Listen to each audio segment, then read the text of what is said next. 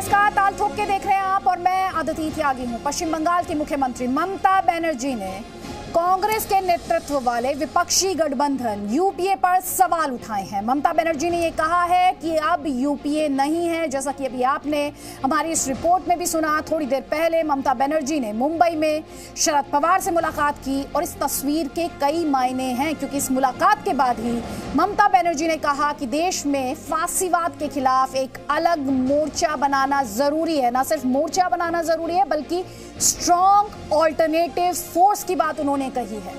कोई अकेला कुछ नहीं कर पाएगा, ये भी ममता बनर्जी ने कहा। शरद पवार ने कहा कि बीजेपी के खिलाफ जो भी है उन्हें एक साथ आना चाहिए, और इसीलिए हम चाहते हैं एक बार फिर से ममता बनर्जी ने आज क्या कुछ कहा, क्योंकि यूपीए को लेकर जो उनका बयान है वो काफी अहम बयान है, बड़ा बयान है, सीधे तौर पर कांग्रेस पार्टी के नेतृत्व को कटघरे में खड़ा करने वाला बयान है। सुनिए। मेरे को मन था कि आज जो परिस्थिति चल रहा है देश में, जैसा फैसिज्म चल रहा है, इसको खिलाफ में एक स्ट्रॉन्ग ऑल्टरनेटिव फोर्स बनाना चाहिए। अकेला कोई नहीं कर सकता है, जो स्ट्रॉन्ग जिधर में है उसको लेके करना पड़ेगा। इसी के लिए Sharad ji is the senior most leader. बहुत दिन से हम शारद जी का साथ में काम किया है। इसी के लिए मैं शारद जी को साथ पॉलिटिकल कर्टेसी और डिस्कशन करने के लिए आई हुई है।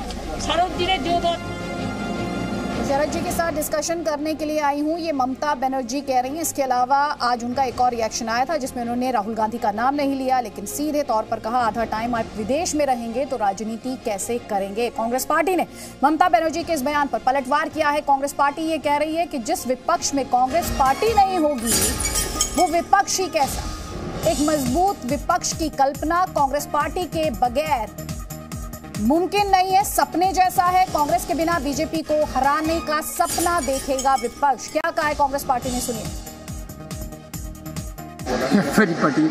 Everybody know the reality of the Indian politics. Without Congress, anybody can defeat BJP means. I think that is not nearly a dream only.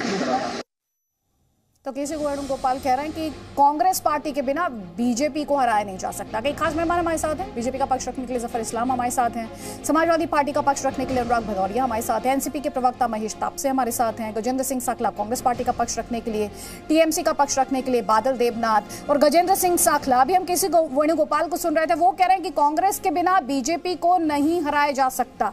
क्या सर ये जो कांग्रेस पार्टी का यही, इसे आप कॉन्फिडेंस कह लीजिए, आपके विरोधी इसे एरोगेंस कहते हैं, क्या यही वजह है कि आज ममता बनर्जी ने इतना खुलकर कहा कि यूपीए अब नहीं है?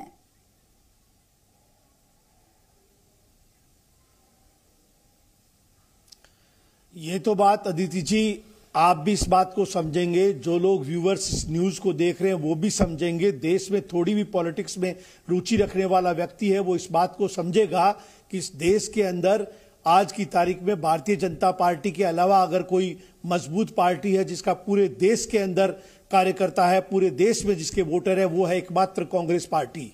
तो कांग्रेस पार्टी का तो विपक्ष की जो गठबंधन है उसमें अहम भूमिका होगी, तभी हम 2024 के अंदर नरेंद्र मोदी की सरकार को परास्त कर पाएंगे। इसमें कोई अतिशयोक्ति नहीं है।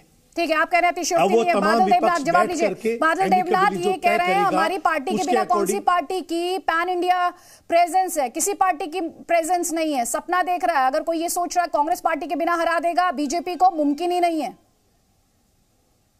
अदिति मैडम, दीदी ने 2017-2019 से मैं कोशिश कर रहा है और हमारे पार्टी से भी कोशिश हो रहा है कि एक फेडरल फंड बने, अलग से फेडरल फंड बने। वही कोशिश चल रहा है, अभी भी चल रहा है। और मैं आपको एक बात कहना चाहता हूँ जी न्यूज के माध्यम से कांग्रेस पार्टी को, राहुल गांधी ट्विटर पर और फेसबुक पर आंदोलन करते। कल भी मैं 2-3 चैनल में मैंने कहा ट्विटर और फेसबुक में आंदोलन होता है और बार बार विदेश में रहेंगे, इधर चला जाएंगे उधर चले, उनका वीडियो भी फेसबुक ट्विटर में निकलता है, तो वो विदेश में रहते हैं। किसी एक बार एक चैनल में मैंने देखा मेरे पास तो 1000 कोटी है तो मैं तो विदेश चला जाऊंगा तो देश का लोगों को तुम्हारा क्या होगा, ऐसा वीडियो भी मैंने देखा। सच की नहीं मुझे पता नहीं है, लेकिन ममता दीदी ने जो कोशिश करा आज तो ठीक है, सही का, बिल्कुल सही का। वही बार बार कह रहे 2-3 साल से, जो कांग्रेस पार्टी 426 हुआ थे उसमें सीटों में उम्मीदवार देने के बाद सिर्फ 44 सीट मिला है। तो ऐसे ऐसे विरोधी रहने से क्या होगा देश पे?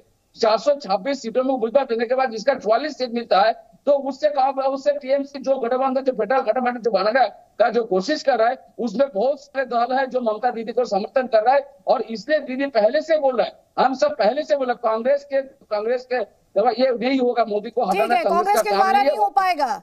गजेंद्र साकला, कांग्रेस द्वारा नहीं हो पाएगा। और अभी बादल देवनाथ ने ये कहा, प्लीज सर, बादल देवनाथ ने ये कहा, गजेंद्र साकला, कि राहुल गांधी पॉलिटिक्स अगर सोशल मीडिया से करेंगे नहीं होगा।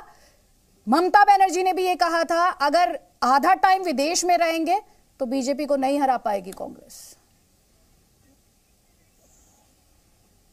देखिए, कांग्रेस पार्टी का स्पष्ट मत है कि तमाम विपक्ष एकजुट होकर के मिनिमम कॉमन प्रोग्राम के तहत बैठ करके चर्चा करेंगे और चर्चा करके अपनी अपनी भूमिका को प्रभावी तरीके से जब इस्तेमाल करेंगे, तब जाकर के इस केंद्र की सरकार को सबक मिलेगा। और इसके अंदर विपक्ष की एक दूसरे के ऊपर छींटाकशी करने से रूलिंग जो पार्टी है उस पार्टी का मंसूबा कामयाब होगा। इसलिए इस तरह का बयान देने से पहले आदमी को बहुत गंभीरता के साथ सोचना चाहिए और तमाम विपक्ष के लोग बैठ करके किसके नेतृत्व में होगा, क्या होगा, ये तमाम पार्टियां बैठ करके चर्चा करके निर्णय करें। ये निर्णय कोई एक कांग्रेस का कार्यकर्ता इसको कोई डिसीजन दे, ये पॉसिबल नहीं है। गजेंद्र साकला जी, आपने उस तस्वीर में ममता बनर्जी को तो देखा, आपने शरद पवार को देखा उस तस्वीर में। जिम्मेदार से कहता हूं कि कांग्रेस की बिग क्वेश्चन मार्क है ये, महत्वपूर्ण भूमिका होगी। It's a big question mark on your parties leadership. क्या? क्योंकि उस तस्वीर में सिर्फ ममता बनर्जी नहीं है। जब ममता बनर्जी ने कहा क्या यूपीए अब नहीं है, उस समय शरद पवार वहीं पर थे। बिल्कुल नहीं, यूपीए का क्या स्वरूप रहेगा, क्या स्वरूप नहीं रहेगा, ये अभी कहना उचित नहीं होगा। लेकिन निश्चित रूप से तमाम विपक्षी दलों को मिलकर के निर्णय करना पड़ेगा, तब जाकर के आप इस केंद्र के अंदर 2024 में नरेंद्र मोदी को मात दे पाओगे और उसके अंदर कांग्रेस की महत्वपूर्ण भूमिका होगी। महेश, आपसे ये कह रहे हैं कांग्रेस पार्टी के बिना विपक्ष का कोई अलायंस हो ही नहीं सकता। कांग्रेस पार्टी को अगर रुक जाइए। नमस्कार अदिति, सबसे पहले मैं कहना चाहूंगा कि महाराष्ट्र के अंदर एनसीपी, कांग्रेस और शिवसेना की एक मजबूत सरकार है। पहले दिन से पवार साहब ने कहा है कि जब कभी भारतीय जनता पार्टी का सामना करना होगा, उसके अंदर कांग्रेस पार्टी एक अहम पार्टी के रूप में विपक्ष के साथ, हमारे साथ वहां पे मजबूती से खड़ी रहेगी। आज ममता दीदी का हमने बयान सुना, वो ममता दीदी की राय है। आने वाले 2024 में हमको एक सक्षम विपक्ष लेकर भारतीय जनता पार्टी का मुकाबला करना है और सिर्फ मुकाबला ही नहीं करना, उसको सत्ता केंद्र से भारतीय जनता पार्टी को दूर करना है। इसके लिए हर एक की अपनी अपनी रणनीति है। कहीं कुछ टकराव हो सकता है, किसी स्टेट में दो रीजनल पार्टी के बीच में, किसी स्टेट में एक बड़ी नेशनल पार्टी और एक रीजनल पार्टी के बीच में टकराव हो सकता है। तो ये सारी बातें सवाल आप कह रहे हैं कि ऐसा कुछ नहीं कहा गया। आप, क्योंकि भाई मैं आपकी मजबूरी समझ सकती हूँ, आपको सरकार चलानी है महाराष्ट्र में, कांग्रेस उसमें आपका एक पार्टनर है, एक अलाय है। आपसे जो मैं पूछ रही हूँ सवाल वो ये है, यूपीए है एनसीपी के हिसाब से या यूपीए एनसीपी के हिसाब से नहीं है? देखिए, एनसीपी एक यूपीए का अहम पार्टी है, अहम पक्ष है। महाराष्ट्र के अंदर जब से हमारी पार्टी बनी है, हमने हमेशा यूपीए का समर्थन किया है। 99 से लेके 2019 के चुनाव में एक यूपीए का भाग, बीच में एक बार हम छोड़ के अलग अलग लड़े थे, लेकिन केंद्र स्तर पे जहां पे लोकसभा के चुनाव हुए, वहां पे हमने हमेशा से यूपीए के साथ कांग्रेस पार्टी का समर्थन करते हुए हमने वहां पे चुनाव लड़ा। बीच में कई अटकलें लगाई गई कि यूपीए का नेतृत्व बदली होगा, वहां पे भी उस बात को पूर्ण विराम पवार साहब ने दिया। कांग्रेस एक बड़ी पार्टी है, तो मैं ये आज हम कह सकते हैं, सर सुनिए, बहुत बड़ा हिस्सा है। महेश जी, क्लैरिटी के लिए, दर्शकों की क्लैरिटी के लिए, क्या हम ये कह सकते हैं कि ममता बनर्जी ने अपने बयान में कहा कि यूपीए नहीं है, एनसीपी उससे इत्तेफाक नहीं रखती है? देखिए, ममता बनर्जी आज हमारी अतिथि हैं। आज वो महाराष्ट्र में आई उन्होंने साफ तौर पे कहा कि मैं पवार जी से मिलने आई, पवार जी का मार्गदर्शन लेने, और इसके पहले भी अनेक पहलुओं पे, अनेक मसलों पे मेरा सवाल आपसे ये है, ममता बनर्जी ने कहा यूपीए नहीं है, एनसीपी स्टेटमेंट के साथ है या नहीं? 2024 देखिए, ममता दीदी का बयान है, ममता दीदी ने क्या कहा उसके संदर्भ में आपकी पार्टी का उस बयान पर एक स्टैंड होगा ना सर, क्योंकि आपके सीनियर लीडर उस तस्वीर में दिखाई दिए सर। इस तरह से सर सीधा जवाब दीजिए ना सर। तो आज इस प्रकार से नहीं, आज देखिए 2024 के चुनाव में यूपीए को साथ में लेकर अगर चुनाव लड़ना है, यूपीए के विपक्ष पार्टी के रूप में अगर हमको सामने आना, तो सभी दल जो फैसिज्म विरोधी है, जो भारत के संविधान को, मेरे सवाल का जवाब नहीं दे रहे, मैं वापस आपको फ्लोर दूंगी, अनुराग भदौरिया तक आवाज आ रही है हमारी? अनुराग भदौरिया तक हमारी आवाज नहीं पहुंच पा रही है। लेकिन बड़ा सवाल जफर इस्लाम, आपके लिए तो अच्छा है, विपक्ष जितना विभाजित रहेगा, जितना डिवाइडेड रहेगा, उतना आपके लिए अच्छा है। देखिए आदित्य जी, ये सब सत्ता के मोह में इस तरह से हो रहा है। ममता बनर्जी को भी आज सत्ता चाहिए, उनको भी आज चाहिए सेंटर में कुछ चाहिए। एनसीपी में भी वही हालत है, बाकी दीगर जो अपोजिशन पार्टीज है उसमें सब सत्ता के लालच में है, और यही चीज़ जो है ना उनको बिखेर देता है। कांग्रेस पार्टी का भी वही हाल है, ममता बनर्जी की पार्टी का वही हाल है। तो मुझे लगता है कि ये लोग कभी सेवा करने का भाव इनको है ही नहीं। इनकी चिंता रहती है कुर्सी, हमारी चिंता रहती है कि लोगों की जाके सेवा करें। इसलिए भारतीय जनता पार्टी का जनाधार भी बढ़ रहा है, भारतीय जनता पार्टी के लीडर्स की लोकप्रियता भी बढ़ रही है।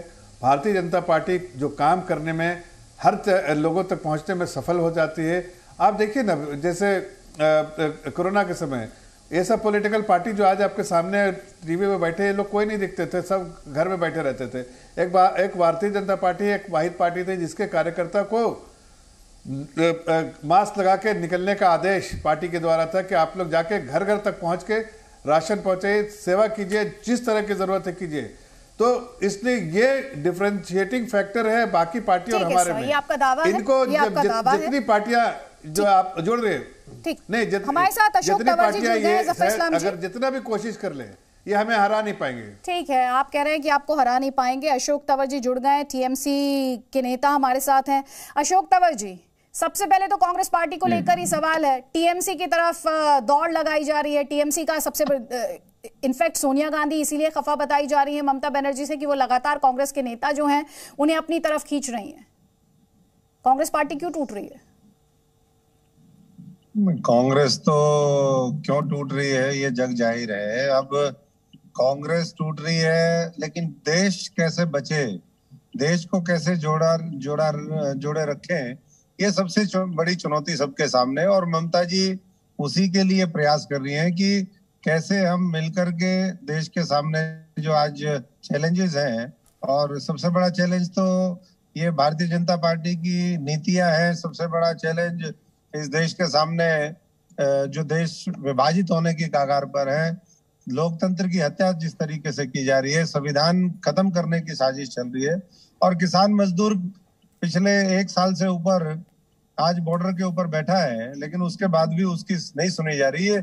तमाम बातों को लेकर के जो भी इस देश का संवेदनशील व्यक्ति है, वो सबकी भावनाएं वो ममता जी के साथ है कि आज अगर कोई लड़ सकता है तो उसका नाम है ममता दीदी, तो लोग आएंगे। अगर कोई लड़ेगा नहीं, ये बार बार उन्होंने भी कहा कि अगर कोई नहीं लड़ेगा तो इसका मतलब ये नहीं है कि हम भी नहीं लड़ेंगे। अगर पहले मौका दिया, कांग्रेस 2 चुनाव में लोगों ने देखा, 14 में देखा, 19 में देखा, कांग्रेस लड़ नहीं पा रही है, तो इसलिए तीसरी बार मुख्यमंत्री बनने के बाद पूरे देश में ये समझ में आता है कि एकमात्र अगर कोई लीडर है तो वो ममता जी है। और मैं समझता हूं कि उसी मुहिम में वो पूरे देश में विपक्ष को एकजुट कर रही है, और उसी तरीके से लोगों का रुझान उनकी तरफ और तृणमूल कांग्रेस की तरफ बढ़ा है। आप कह रहे हैं कि ममता बनर्जी पूरे देश को एकजुट कर रही है। आपसे सवाल ये है कि कांग्रेस पार्टी क्यों नहीं लड़ पाई? कांग्रेस पार्टी क्यों नहीं लड़ पाई, ये कई घंटे का डिबेट हो सकता है आपके चैनल पर। 2-3 मिनट में कोशिश कर सके, आपके हिसाब से बड़े कारण क्या रहे? क्यों नहीं लड़ पाई? आधी कांग्रेस तो बीजेपी के साथ मिली हुई है, जो बीजेपी के साथ नहीं मिले हुए, वो जिन प्रदेशों में क्षेत्रीय दल मजबूत है वो उनके साथ साठ-गांठ करके लड़ते हैं। हवाई जो नेता हैं, जो जमीन पे काम करने वाले 5-5 साल जो काम करते हैं, उनकी अनदेखी होती है, चाहे वो कार्यकर्ता हो चाहे नेता हो। जनता के अंदर विश्वास नहीं है। जो भ्रष्ट नेता हैं, जो पार्टी को ब्लैकमेल करते हैं, जो दबाव की राजनीति करते हैं, आखिरी में आकर के वही कब्जा कर लेते हैं। और अभी ताजा उदाहरण गोवा का है, कल ही जो वहां पर पीसीसी के अध्यक्ष है गिरीश, उनको अभी लंबे समय तक 4-5 साल उनसे संघर्ष करवाया। अब उनके सारे विरोधियों को पार्टी के अंदर शामिल करवा लिया बिना उनसे पूछे हुए, तो क्या होगा फिर? आदमी काम करेगा क्यों? तो रीजन एक नहीं है, कारण तमाम है जिसकी वजह से आज इस कगार पर ये पहुंच गई है। काम करने के लिए वहां पर संगठन नहीं है, जो काम करना चाहते हैं उनकी अनदेखी होती है। तो ये तमाम कारणों की वजह से जो है लगातार वैसा नहीं। दोषी तो आज व्यवस्था भी खराब है और कहीं ना कहीं जिनकी जिम्मेदारी है दोषी तो वही होंगे। और कौन दोषी? जिम्मेदारी किसकी? टॉप लीडरशिप की, गांधी फैमिली की, किसकी? देखिए, ये पार्टी का जिस तरीके स्वरूप है, किसी एक व्यक्ति को उसके लिए जिम्मेदार ठहराना वो भी हम नहीं ठीक समझते। लेकिन ये सच्चाई है कि कांग्रेस आज भारतीय जनता पार्टी के सामने पूरी तरीके से नतमस्तक है, उनके नेतृत्व के सामने। और कारण यही है कि लाखों हजारों करोड़ रुपए के जिन लोगों ने घोटाले किए हुए हैं, वो आज ना संसद में बोलते हैं, ना विधानसभाओं में बोलते हैं। और किस तरीके से भारतीय जनता पार्टी जीवित रहे, कैसे महापूंजीपतियों के साथ मिलकर के इस देश को लूटा जाए, इसी के ऊपर दोनों पार्टियों का जोर है।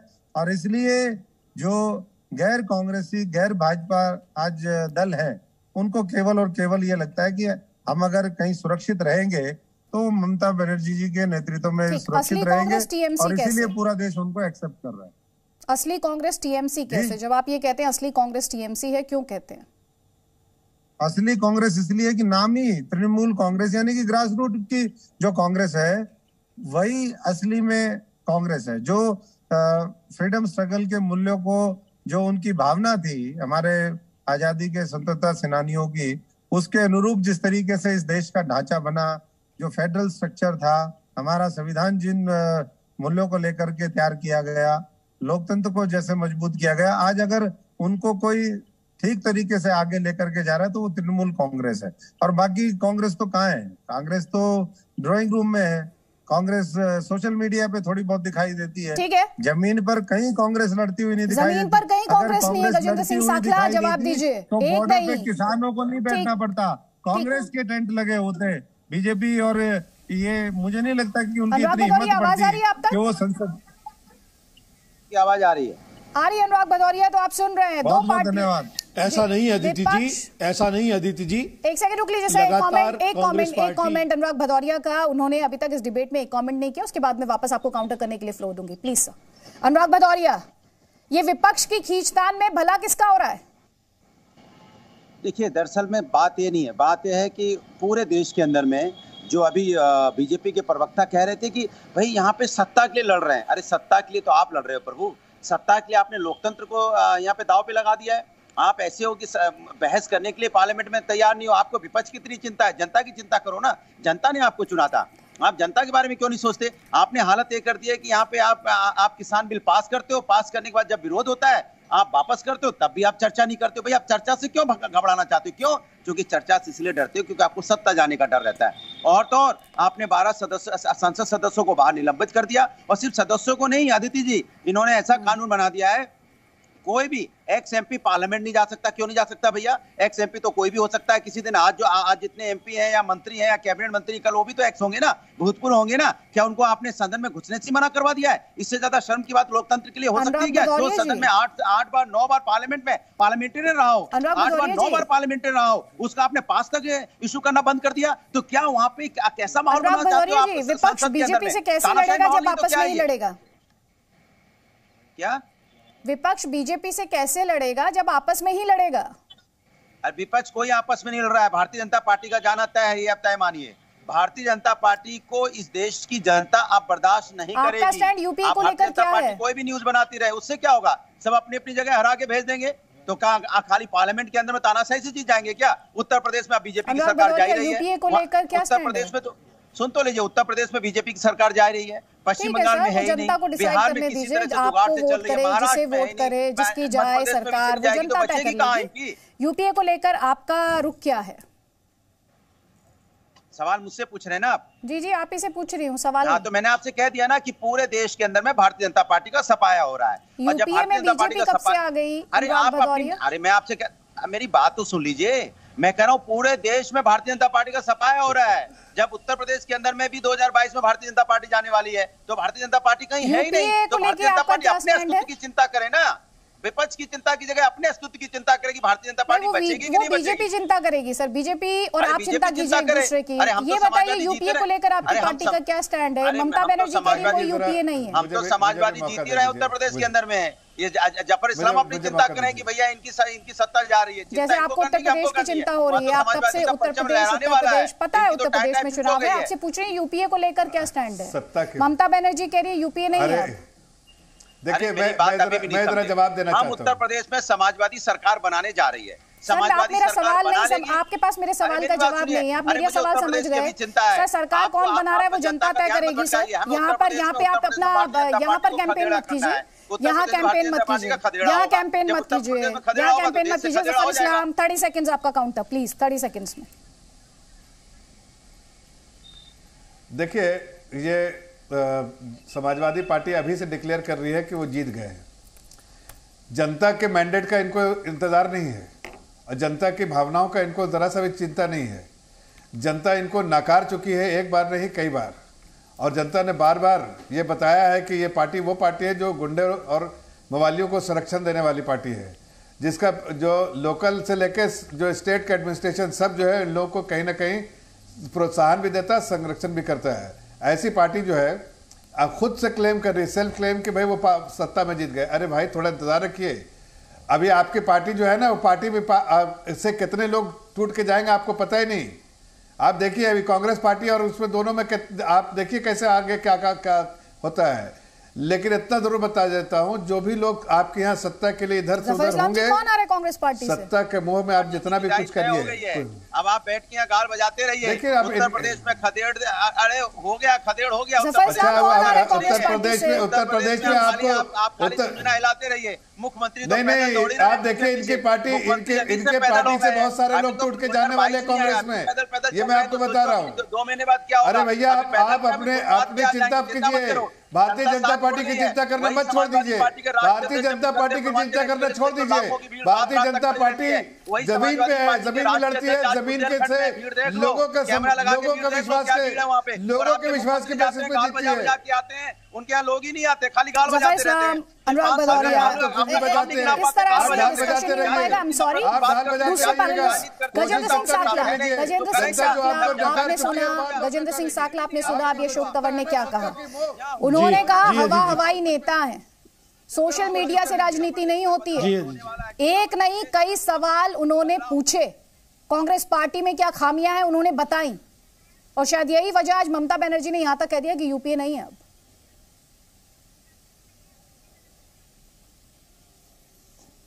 देखिए ममता बनर्जी ने कह दिया, ये उनका आउटलुक है। कांग्रेस पार्टी केंद्र की सरकार का अगर खुल करके कोई मुकाबला कर रहा है, जनता के बीच में उनकी एक एक कारगुजारियों को उजागर कर रहा है, तो वो कांग्रेस पार्टी के नेता हैं, चाहे वो राहुल गांधी हो, चाहे प्रियंका गांधी हो, चाहे सोनिया जी हो, राजस्थान में चाहे अशोक गहलोत हो, बेबाकी के साथ जनता के सामने खड़े होकर के एक एक मुद्दे की बखिया उधेड़ रहे हैं।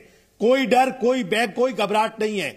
और किसी भी तरीके की डराने और धमकाने की घटनाओं से कांग्रेस का कोई भी नेता भयभीत नहीं है। और देश की जनता को हम सही मूल्यांकन करके सरकार की सही स्थिति जनता के सामने रख रहे हैं। आज महंगाई के मुद्दे को लेकर जिस तरह से जनता के बीच में कांग्रेस जा रही है, 12 तारीख को 12 दिसंबर को बहुत बड़ी रैली दिल्ली के अंदर कांग्रेस पार्टी आयोजित कर रही है और इस महंगाई के खिलाफ एक बिगुल बजाने की तैयारी पहले जिलों में की, संभाग में की और अब प्रदेश में की और अब ऑल इंडिया लेवल पर बहुत बड़ी रैली आयोजित करने जा रही है। आपका दावा है, जैसे सब पैनलिस्ट यहाँ पर दावा कर रहे हैं, आप भी दावा कर रहे हैं।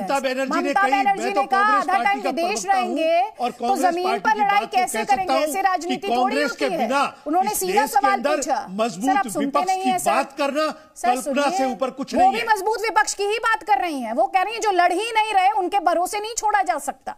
अभी आपने सुना नहीं, अशोक तंवर ने सीधा कहा कि 2014-2019 कांग्रेस पार्टी पर बहुत भरोसा किया, विपक्ष ने नहीं डिलीवर कर पाई कांग्रेस पार्टी। देश की जनता इस बात को समझती है कि आज केंद्र की सरकार की जन विरोधी नीतियों के खिलाफ, महंगाई के खिलाफ आज जन आंदोलन कांग्रेस पार्टी कर रही है। आर्थिक विषमताओं को जगह जगह उठा रही है। कोरोना के अंदर किस तरह से देश की जनता ने बादल देवनाथ देखा है, किस तरह से कुत्तों को अब जवाब लीजिए, जवाब ले हुए मनुष्यों को देखा बादल है देवनाथ, उनके अंदर बादल देवनाथ। और एक अपडेट है, पहले ये अपडेट ले लीजिए, पहले ये अपडेट ले लीजिए। आपके लिए एक और झटका है सर, एक और झटका है आपके लिए। ममता बनर्जी के बयान का अखिलेश यादव ने समर्थन किया है।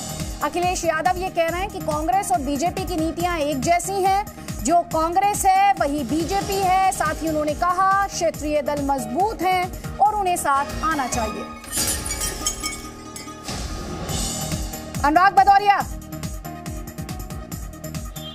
मैंने आपको पहले कह दिया, समाजवादी पार्टी, मैंने आपको क्या बोला, भारतीय जनता पार्टी का सफाया पूरे देश से तय हो गया है। हर प्रदेश से भारतीय जनता पार्टी गायब होने वाली है। अब भारतीय जनता पार्टी को चिंता करनी चाहिए कि भारतीय जनता पार्टी का होगा क्या, क्योंकि भारतीय जनता पार्टी तो उत्तर प्रदेश में भी अब सत्ता परिवर्तन है, क्योंकि जनता ने मन बना लिया है। कहा कांग्रेस और बीजेपी की नीतियां एक जैसी हैं, जैसी कांग्रेस है वैसी बीजेपी है, क्षेत्रीय दल मजबूत हैं, उन्हें साथ आना चाहिए। आप बोलिए अपनी बात, लेकिन सवाल पर बात कीजिए, आज के मुद्दे पर बात कीजिए। सवाल भी कर रहा हूं मैं तो कह रहा हूं कि पूरे देश से भारतीय जनता पार्टी का सफाया होने वाला, सवाल के तो जवाब दे रहा हूं।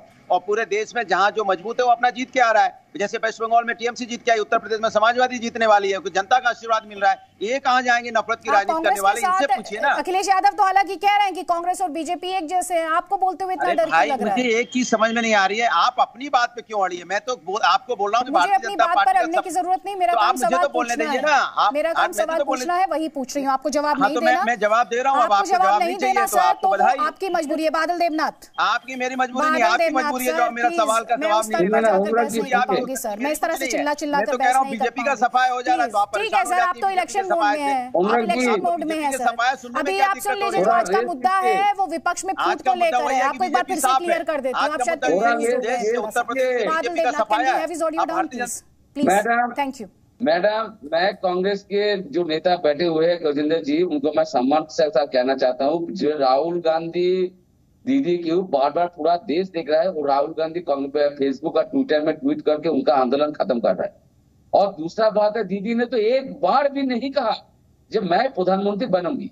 दीदी एक कहा मेरा काम है सबको एकजुट करना, दीदी वही कोशिश कर रहा है। मैं दो तीन चार दिन पहले आप ही के चैनल में अखिलेश जी, तेजस्वी यादव सब मिलकर, बहुत सारे जो पार्टी है, छोटा छोटा पार्टी है, जो आंचलिक पार्टी है, वो लोग चाहते हैं ममता दीदी सामने है, और मोदी वर्सेस ममता बनर्जी लड़ाई 2024 पूरे देश के लोग देखना चाहते हैं। और इसीलिए लाइन में आप कहते हैं कि दीदी प्रधानमंत्री नहीं बनना चाहती है, तीसरी लाइन में आप कहते हैं कि सब चाहते हैं कि दीदी ही ये 2024 की लड़ाई मोदी वर्सेस ममता बनर्जी हो। तो सत्ता की लालसा तो आपकी पार्टी को है ना सर? कहते हैं वो मेरा दीदी है, अदिति जी, अदिति मैडम, इसलिए मैं कहता हूँ वो मेरा दीदी है और पूरे देश के दीदी है, क्योंकि दीदी ने कहा मैं प्रधानमंत्री नहीं बनूंगी, मेरा काम है सबको एकजुट करना। इसलिए तो हम सब दीदी कहते हैं, इसलिए कहता हूँ मैं तो। अगर प्रधानमंत्री बनने की लड़ाई नहीं है, अगर विपक्ष का चेहरा बनने की लड़ाई नहीं, फिर तो फूट होनी नहीं चाहिए ना, अदिति फिर तो फूट होनी नहीं चाहिए।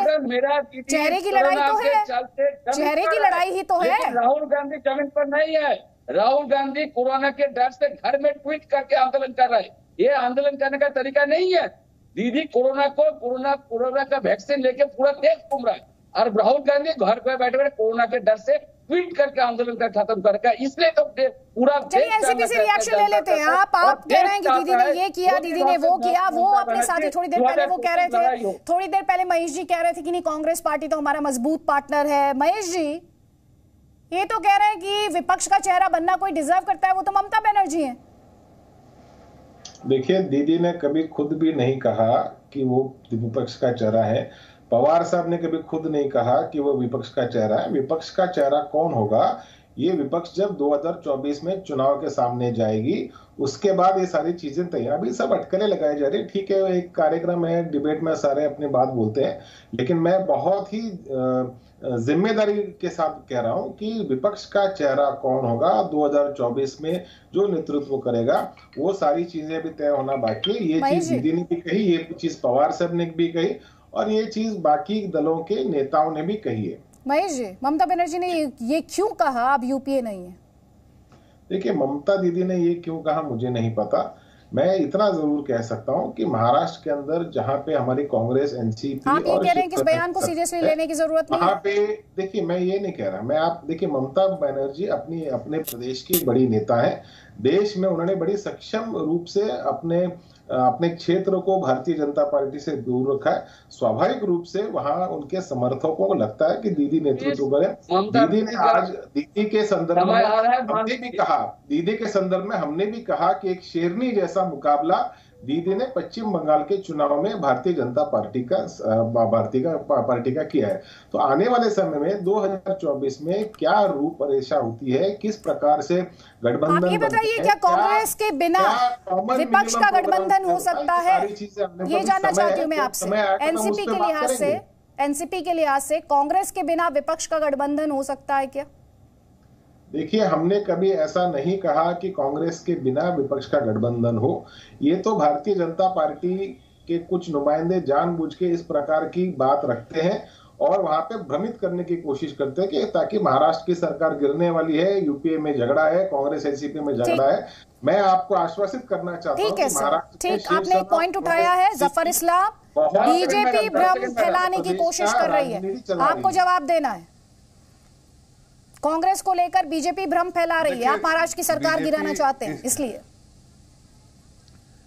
देखिए, आपको ऐसा लग रहा है कि टीएमसी के मुखिया जो है वो मेरे कहने पे बोल रही हैं, हमारे पार्टी के कहने पे बोल रही है? मैं उनसे पूछना चाहता हूं, क्या जब वो कह रही है कि यूपीए कुछ नहीं है, तो ये क्या भारतीय जनता पार्टी ने उनको कहा है सब प्रेस के सामने बोलने को?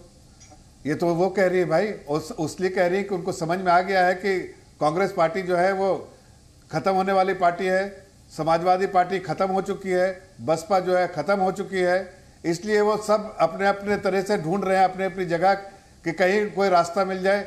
लेकिन भारतीय जनता पार्टी को देश की जनता का आशीर्वाद है, हम उस आशीर्वाद के बिना पर हर जगह जीत रहे। अभी आपने परफॉर्मेंस त्रिपुरा में देखा होगा कि टीएमसी साहब, कांग्रेस साहब, लेफ्ट साहब, जो भी पार्टियां है सब साहब। अभी वैसे जो सफाया, जो बार बार सफाया का बात कर रहे हैं कि बीजेपी का सफाया होगा, अरे भाई आपका सफाया हुआ 2014 में, 2017 में, 2019 में, और अभी फिर से देखिए 22 में, फिर 24 में।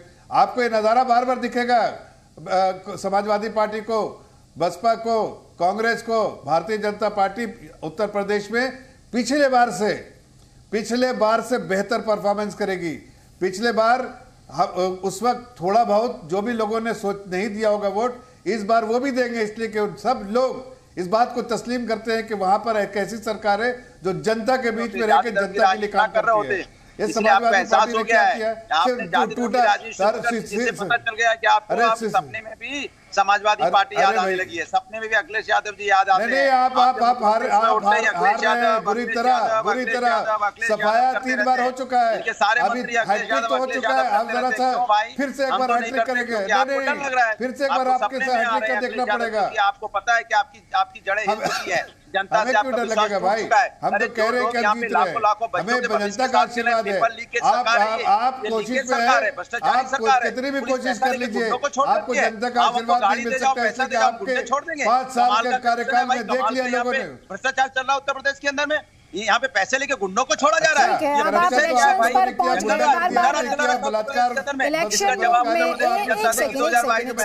मंत्रिमंडल को मत करो, 2022 में जवाब मिलेगा। गुंडों को पैसे लेके छोड़ रही है, प्लीज अनुराग भदौरिया, बादल देवनाथ, क्या ये पूरी लड़ाई, क्या ये माना जाए 2024 के लिए दीदी गिरी है? 2024 के लिए मैडम मैं पहले से कह रहा हूँ, 1 साल पहले से मैं बोल रहा हूँ, अभी भी बोल रहा हूँ, 2024 बीजेपी सफाई हो रहा है पूरा देश से।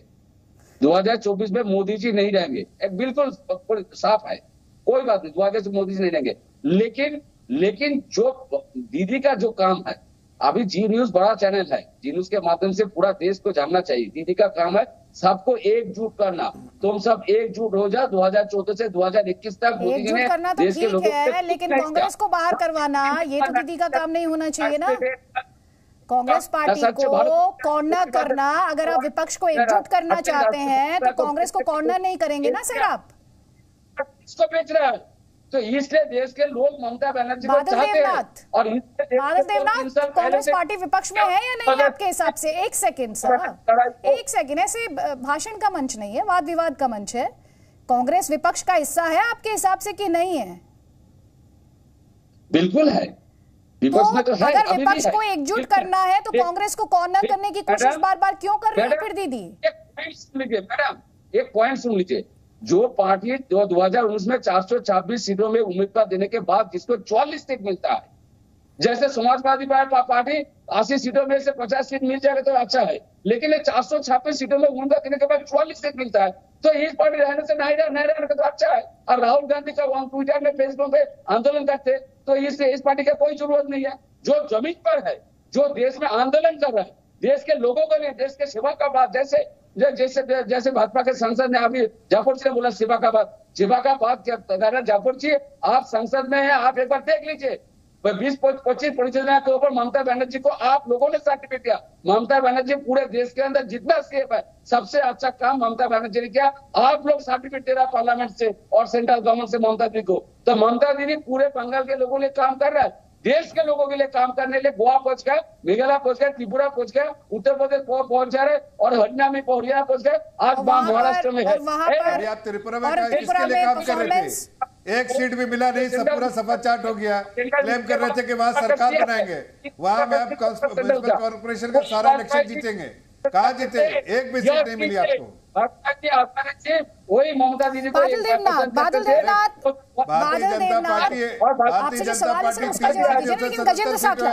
गजेंद्र साखला ये कह रहे हैं ममता बनर्जी का स्टेचर लगातार बढ़ रहा है और कांग्रेस पार्टी का जो बेस है वो लगातार श्रिंक हो रहा है, इसीलिए विपक्ष को एक नए लीडर की जरूरत है। देखिए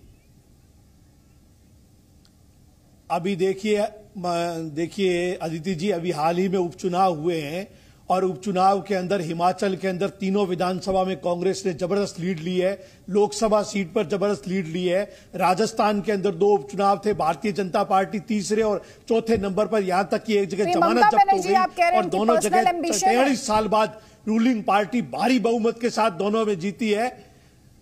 जी, तो क्या ये ममता बनर्जी जो दावे कर रही हैं, हैं, कांग्रेस पार्टी लगातार जनता के साथ खड़ी है और जनता का विश्वास कांग्रेस के प्रति लगातार बढ़ता जा रहा है।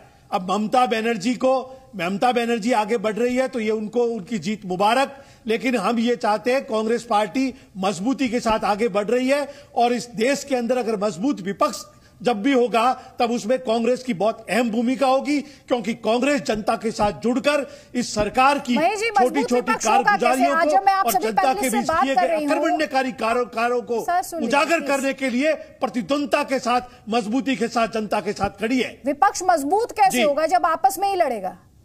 एक तरफ ममता बनर्जी, आप खुद उनकी पार्टी के पैनलिस्ट को सुन रहे हैं, दूसरी तरफ गजेंद्र साखला आपस में लड़ने की बात नहीं है, उन्होंने अपना विचार व्यक्त किया है, बैठ करके उन्होंने सवालिया निशान लगा दिया। सर आपने शायद ध्यान से सुना नहीं, महेश जी ऐसे लड़ेंगे, ऐसे लड़ेगा विपक्ष लड़ाई। प्लीज सर एक बार में एक आवाज आए। अदिति जी, जब कई गजेंद्र जी, मैं 1 मिनट बोल देता हूँ। गजेंद्र साहब, मैं 1 मिनट एक मिनट का मुझे मौका दें। देखिए अदिति जी, आपने बहुत एक अहम मुद्दा उठाया कि विपक्ष मजबूत करने के लिए सारे दलों के अंदर सह समिति होने की आवश्यकता है। जरूर भारतीय जनता पार्टी के संदर्भ में सभी दलों के अंदर सह समिति है।